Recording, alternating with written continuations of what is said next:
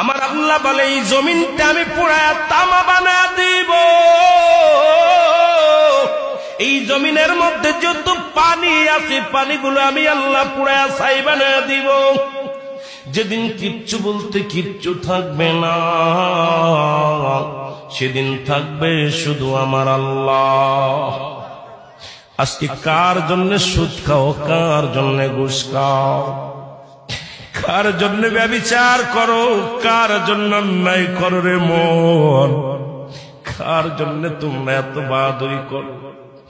আরে আজকে একটা কথা বলতে গেলে কষ্ট হয়। এই জমিনটা আল্লাহ পুরায়া তামা বানায়া দিবে। এই জমিনের মাটিগুলো পুড়ে হবে তামা। এই জমিনের যত পানি আছে পানিগুলো পুড়ে হবে ছাই।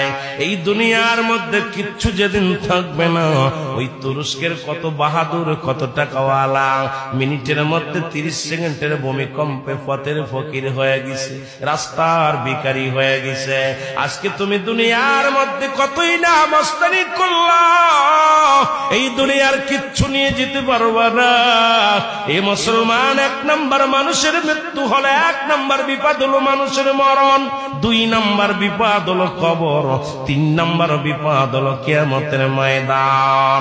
একবার কেন চিন্তা করো না রে মন, একবার 1 নাম্বার মরণ, 1 নাম্বার বিপদ হলো মানুষের মরণ। এই মরণের পেয়ালা পান করতে হবে, এর মধ্যে কোন সন্দেহ নাই। জোরে জোরে চিল্লায়া বলা যাবে না ঠিক কিনা?